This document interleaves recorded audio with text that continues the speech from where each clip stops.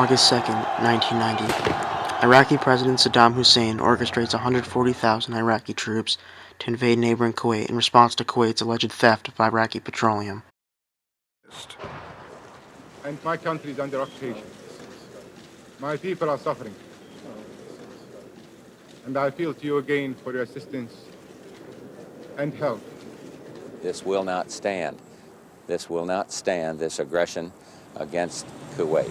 Within hours of Kuwait's appeal for emergency action, the UN Security Council met and adopted Resolution 660, which states, alarmed by the invasion of Kuwait on August 2, 1990, by the military forces of Iraq, determining that there exists a breach of international peace, the United Nations demands that Iraq immediately and unconditionally withdraw all its forces to the positions they were located on August 1, 1990. Iraq's aggressive expansion into Kuwait was a clear-cut violation of Article 1, Chapter 1 of the United Nations Charter, which states to maintain international peace and security and to take effective and collective measures for the prevention and removal of threats to the peace and for the suppression of acts of aggression. Although the UN was ineffective in enforcing its additional post-war goals in Iraq, which resulted in a dissolution of unity among UN members, based on the United Nations principles and global objectives, its initial response to Iraq's annexation of Kuwait was expeditious, unified, and thoroughly effective in restoring Kuwait's sovereignty. Within hours of the invasion, Iraq maintained full occupation of Kuwait. Iraqi atrocities were leaked from Kuwaiti refugees and inside sources who described the brutality that the Iraqis had brought upon them. Accounts were released to media outlets around the world, disturbing the UN members who continued to pass new resolutions. Initially seeking diplomatic solutions, the UN passed a series of resolutions beginning in August of 1990, including economic sanctions, humanitarian relief, and a naval blockade on Iraq. By the fall of 1990, all diplomatic efforts failed to dislodge Iraq from Kuwait. In the United States, President George H.W. Bush aligned congressional support, and together with other UN members, Operation Desert Shield, where the buildup of troops in Saudi Arabia was in full commence. On January 15, 1991, the deadline for Iraq to remove its troops out of Kuwait passed, and Resolution 678 allowed member nations to use military force to expel Iraqi troops from Kuwait. This conflict started August 2nd when the dictator of Iraq invaded a small and helpless neighbor.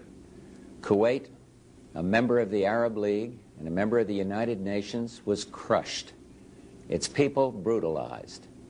5 months ago, Saddam Hussein started this cruel war against Kuwait. Tonight, the battle has been joined.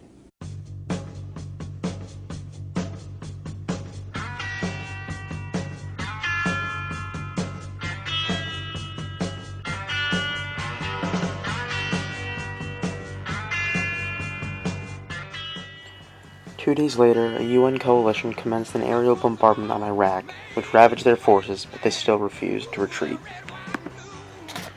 Knowing their fate, Iraq began to burn up Kuwaiti oil wells, and President Bush, in response, ordered a ground attack that was so devastating that it forced Iraq to surrender to the terms of the UN. The quick-term effectiveness of the United Nations response is clearly evident because within 2 months of unified military action, Iraq surrendered, and Kuwait's sovereignty was fully restored. However, in finalizing the terms of peace with Iraq, the UN passed resolutions which required Iraq to destroy all weapons of mass destruction, agree to future international monitoring, and require them to stop violent aggression against their civilian population.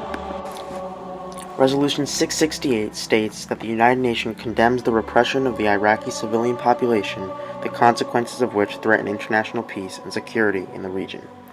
Once the pre-war order in the Middle East was restored, these post-war resolutions became extremely problematic. Iraq did not allow UN inspectors to monitor their weapon programs, and more importantly, the humanitarian situation worsened, as Saddam Hussein continued to inflict horrible acts upon Iraqi civilians, which caused thousands of them to flee. By 1998, the United States and Britain became exasperated with Iraq's violations of post-war resolutions, and eventually bombed Iraq without UN approval, destroying the unity that the United Nations members once had during the initial response to the war. Although the post-war long-term resolutions that required UN involvement in Iraq's internal affairs were unsuccessful, overall the United Nations response to Iraq's aggressive expansion into Kuwait represents a moment in United Nations history where it was able to unify its members and use its influence to restore the sovereignty of a nation.